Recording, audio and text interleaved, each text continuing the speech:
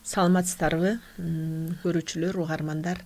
Мен Майрам Сыдыковна 3 поликлиниканын лор врачы болуп иштейм. Мен сиздерге бере турган маалымат бул бүгүнкү күндөгү гайморит оорусунун түшүнүгү. Гайморит оорусу бул эмне? Гайморит деген бул мурундакы жайгашкан гайморовой пазуханын воспаление болуп кетиши, кыргызча айтканда ошонун сезгениши. Ал учурда кандай болот?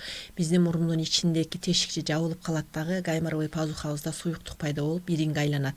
Ал учурда кандай белгилер пайда болот? Биздин мурдубуз бүтөт. Мурун бүткөндө бизде мээге деген кислород дагы жакшы жетпей калгандыктан, биринчиден, экинчиден ошол пайда болгон суюктук нервтик клеткаларды раздражать этип, анан баштын катуу оорушу, көздүн талып оорушу, башты ылдый кылганда, төмөн кылганда бетке салаңдап ооруган белгилер.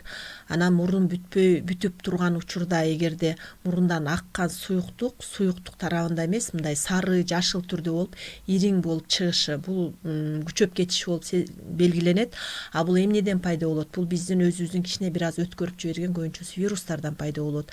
Анан бизде ар бир жаранда болбосо дагы бат-бат көп учурларда жолуккан аллергиялык оорулар бар. Бул аллергический ринит деп коет. Ал деле ушул жана вирус оорулары сыяктуудай эле мурундун бүтүшү менен, көздүн кычканы менен, чүчкүргөндүк менен сопровождаться этилет. Ошол учурда дагы биздин гайморит оорубузга өтүп кетет. Ушул белгилер пайда болгон учурда биз деген биринчиден эле көрө турган өзүбүздүн чарабыз бул врачтарга кайрылуу болот. Анткени бизде деген толук түшүнүк болбосо да өз алдынча дарыланабыз дагы, андан күчөтүп жиберсек башка дагы баштын ичиндеги өңдөйчөлөргө өтүп кетет.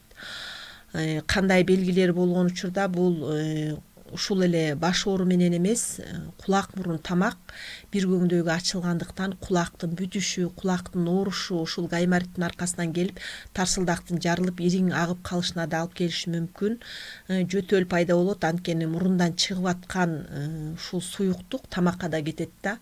Ал учурда дагы ал воспаление ылдыйлап бара берсе өпкөгө чейин кетип кабылданып калышы мүмкүн.